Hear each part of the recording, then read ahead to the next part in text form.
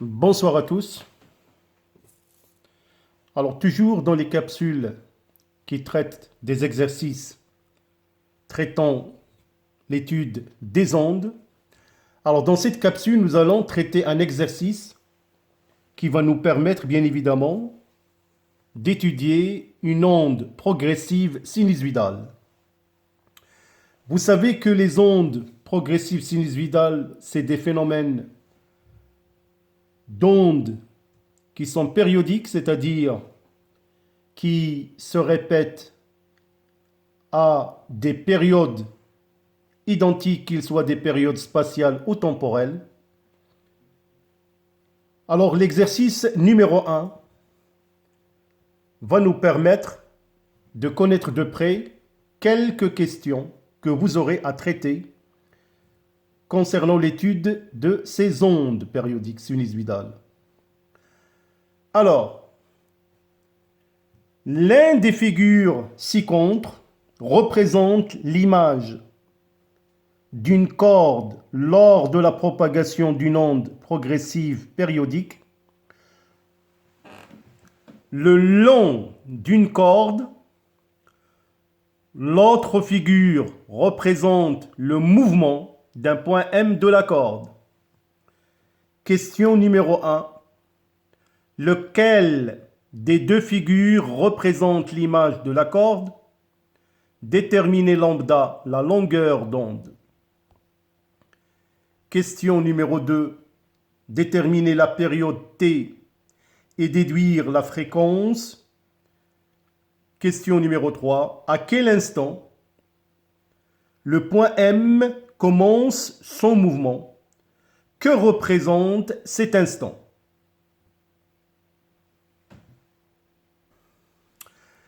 Alors donc, avant de répondre à cet exercice, je vous conseille bien évidemment de mieux visualiser les deux figures, la figure 1 et la figure 2. Et sachez, quand on vous donne des schémas, c'est pour les exploiter et pour extraire les données dont vous aurez besoin pour traiter les questions de l'exercice. Alors, la première question, lequel des deux figures représente l'image de la corde? Et on va déterminer lambda, la longueur d'onde. Donc, remarquez que la figure numéro 1, c'est l'élongation en fonction du temps. Et la figure 2 marque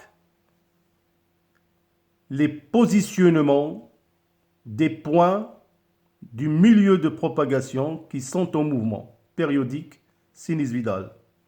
Alors, lequel des deux figures représente l'image de la corde?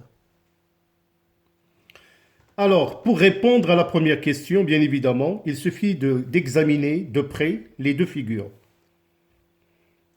Alors, la figure qui représente l'image de la corde, c'est bien évidemment la figure numéro 2.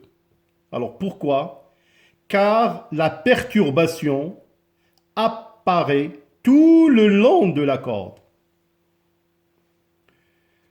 Alors, notez bien que la figure numéro 1, qu'est-ce qu'il représente? Il représente le mouvement d'un point du milieu de propagation en fonction du temps. Alors, détermination de lambda, la longueur d'onde, bien évidemment, on va utiliser graphiquement la figure 2 et on va trouver lambda égale 0,4 mètres. Alors, comme vous pouvez voir, d'ici jusque-là, c'est une longueur d'onde. La moitié, c'est 0,2 mètres. Donc, la longueur d'onde lambda égale 0,4 mètres. Alors, la deuxième question, déterminer la période T et déduire la fréquence. Alors, détermination de T graphiquement selon la figure numéro 1.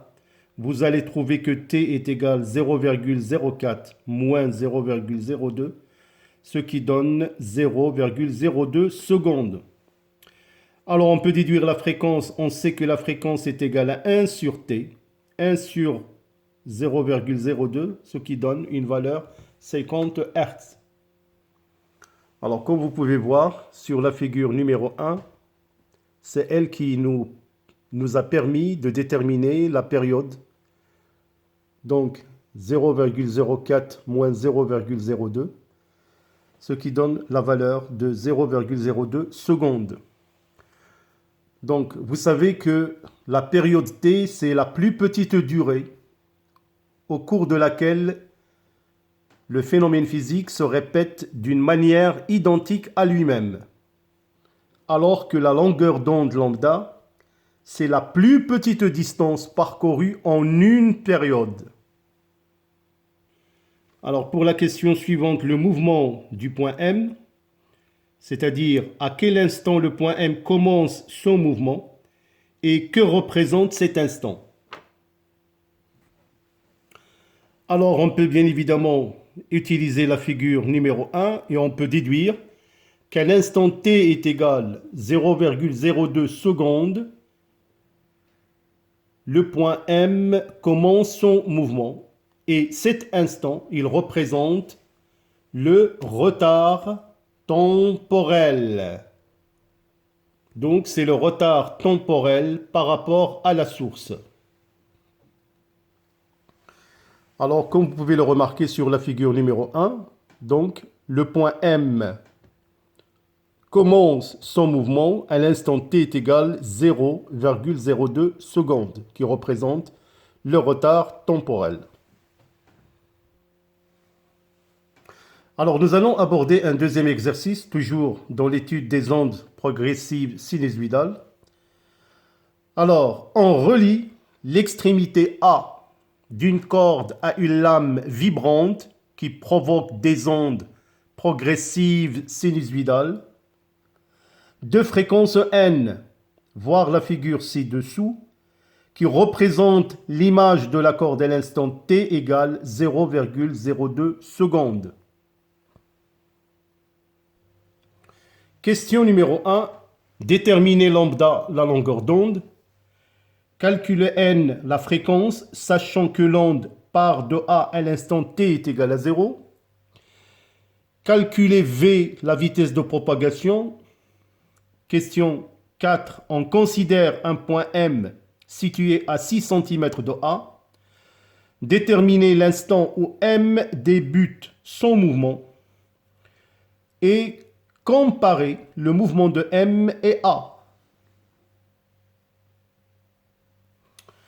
Alors bien évidemment, avant de répondre à la question ou à l'exercice, tout d'abord, il faut examiner la figure ci-dessous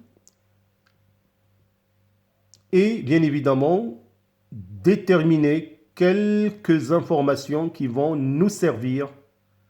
Alors regardez déjà le positionnement du point M avec la graduation en centimètres.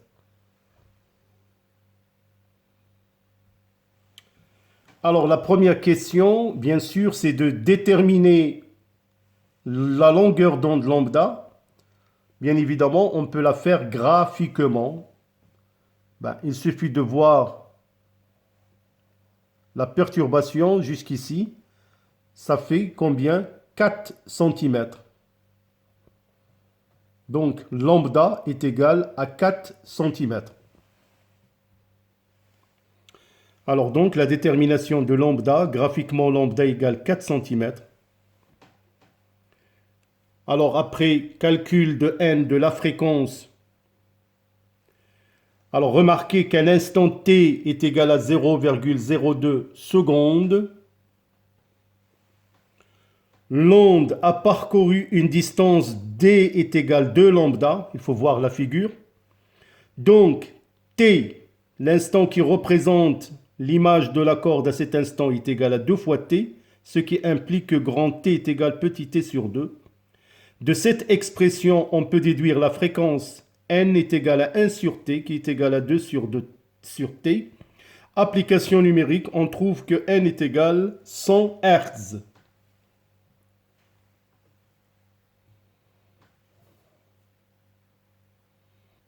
Alors par la suite, on peut calculer la vitesse de propagation ou la célérité.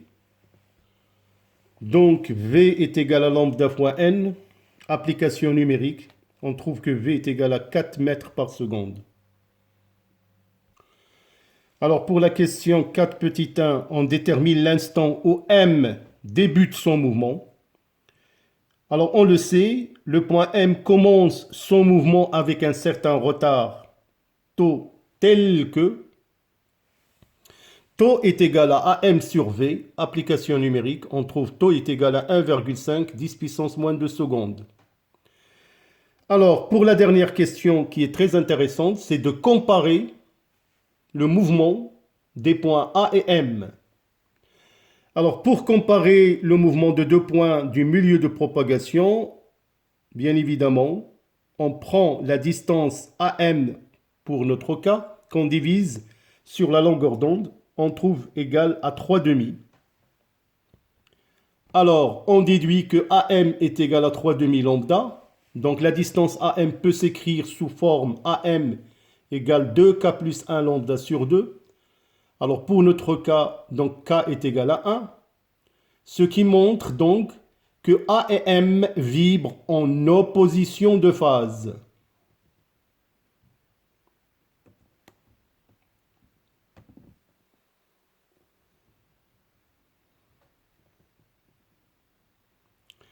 Alors voilà mes chers élèves, je crois avec ces deux exercices traitant les ondes progressives sinusoïdales, vous savez maintenant quel genre de questions que vous aurez à traiter. Tout dépend de vos commentaires et votre appréciation. On peut vous donner plus d'exercices en ce sens. Tout cela ne revient qu'à vous. D'ici là, portez-vous bien. Merci pour votre aimable attention. Bonne soirée et à bientôt.